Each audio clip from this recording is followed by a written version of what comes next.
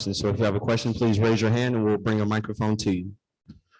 Finish on the front row in the middle.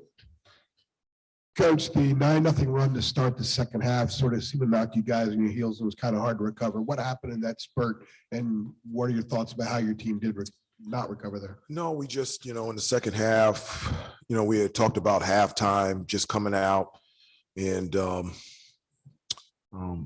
coming out strong on both ends of the floor, just getting defensive stops, getting the shots that we want on the offensive end, just doing a better job executing. I felt like in the first half, everything was difficult, everything was hard, and we were all very encouraged about starting the second half and trying to change things around, and it just didn't happen. We made some mistakes defensively. On the offensive end, we turned the ball over and didn't get the shots that we wanted, and they were able to capitalize. And just really have to congratulate Virginia Tech. They played an extremely well tonight, and they were the better team tonight. We have a second row in the middle on the left side here. Hubert, with Virginia Tech switching screens, I know they did that during the regular season as well. How did that impact your team shooting 3 of 26 from three? Well, particularly in the first half, I felt like we got good looks from three. We just missed them. And then in the second half, I felt a lot of our threes were contested and were forced. They were switching a lot. Their physicality bothered us.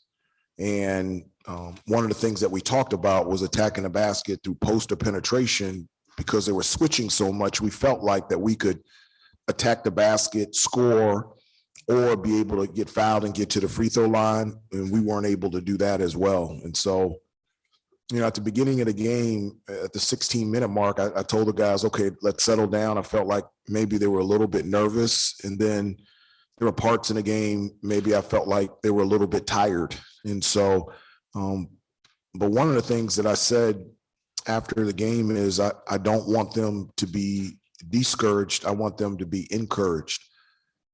I know that we're disappointed that we did not play better and we did not win tonight. But over the last month and a half, 2 months, I can't tell you how proud I am of this group. I mean, I told them, I remember that bus ride coming back at Wake Forest, and to think from that point that this group led by Armando, we've won 12 out of 15. That's a team of perseverance, of fight, and I'm very proud to be their coach. When you go to the middle room, second row. Yeah, Coach, kind of going off the three-point shooting. I know you guys were down by, I guess, a sizable margin early in the second half, but was there any moment when you decided to sort of abandon the three-point game, or was it something that you sort of had to live and die by that point? Oh, I don't think there was a situation to abandon the three-point, shot. We were just trying to get good shots, and it was just very difficult against Virginia Tech's defense to consistently get great shots. I mean, Armando was 9 of 10 from the field, but it was just very difficult to get the ball into him. They did a great job being physical with him, and as soon as they caught it, they double team. And this was the first time that they had done this to us. In the previous 2 times, their double team came from the opposite side from the baseline, and so at times that disrupted us. And it's something that we'll learn from and grow and be better at when another team does that. We're going to go to CEO in the middle. Armando, kind of piggybacking off of that, can you kind of take us through what it was like when they were coming with the doubles? How hard was it to anticipate where the pass was supposed to go, or even who was coming to make that double? Yeah, I mean, it was a little weird. It was more of a unique double team from what I've seen, just them coming from the baseline, and then they kind of zoned up on the weak side. So early on, a lot of my reads, it kind of threw off my timing on passes and stuff, just because they did a good job on the weak side playing between 2 men. So it's kind of hard, and I like going baseline a lot. So it definitely affected a lot of the things we're trying to get into. We're going to go to the left side of the room. Hubert, what was it about Virginia Tech's 4-guard lineup that presented a challenge for you guys tonight? Well, with their small lineup, there was always an opportunity where there was one of our bigs guarding their guards. And Virginia Tech is a little bit different from the standpoint they were getting the switches, and their guards aren't necessarily one-on-one, take you out on the perimeter.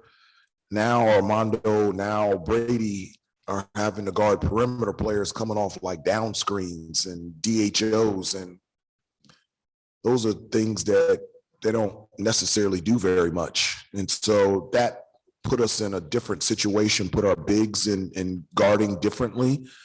And so at times we had to go small, but I love Brady and Armando in the game. And so that small lineup bothered us.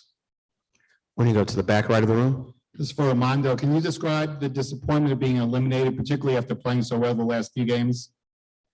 Yeah, I mean, it was disappointing just because we came in with the thought of winning the championship. But like Coach said, I mean, I'm still encouraged though, because we've done a good job all year just responding to adversity. And I mean, we all confident in ourselves and we're just moving on to the next step and we're just ready for the tournament. We'll come prepared.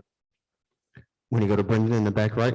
Hey, Hubert, you mentioned you got a sense that maybe the guys started to get a little bit tired. Did you mean that more in the physical sense with fatigue and having to play a back-to-back game? Or did you mean in the emotional sense in terms of what the last week has been for you guys, or more of a little bit of both? No, I wasn't. It was all physical. It's the starters play big minutes. And back high-level games aren't really friendly to starters that play big minutes. Also, the two teams that we played, both of them from an offensive standpoint, they have a lot of movement and they don't shoot quick shots. And so you're playing long defensive possessions. And so,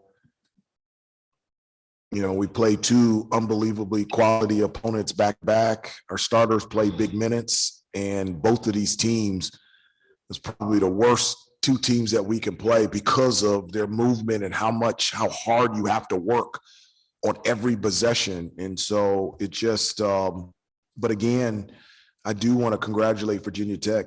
They were the better team tonight, and they just were.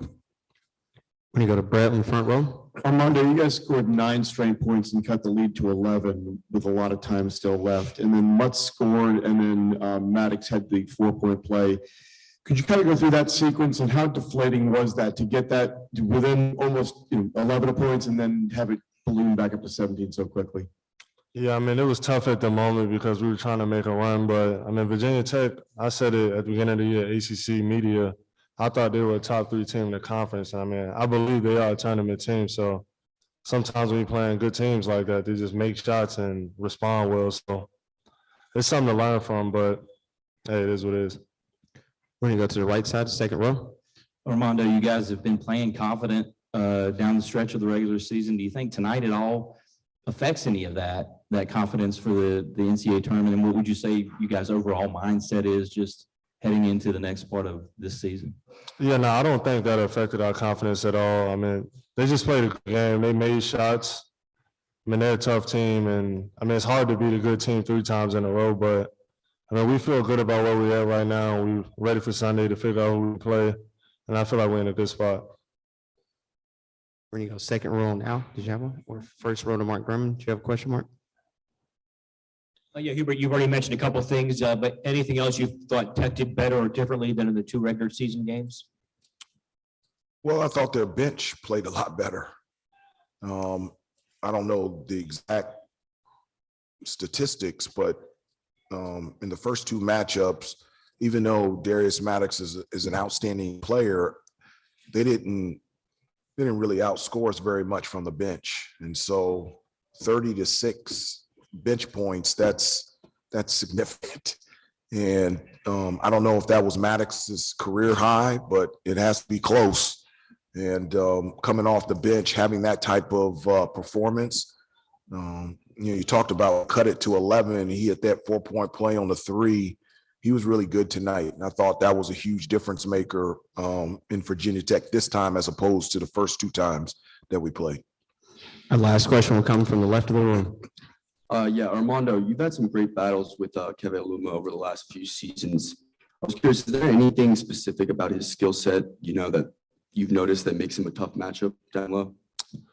I would say he do a good job of drawing fouls. So a lot of the times it put me in a tough position guarding him, because when I'm playing straight up, he do a good job of, using his body and getting me to foul him. And all there's so much misdirection, get him the ball, like cross screens, and he can shoot the ball too. So it's a lot different guarding him than a lot of other players. Perfect. Thanks so much, guys. Okay, thank you.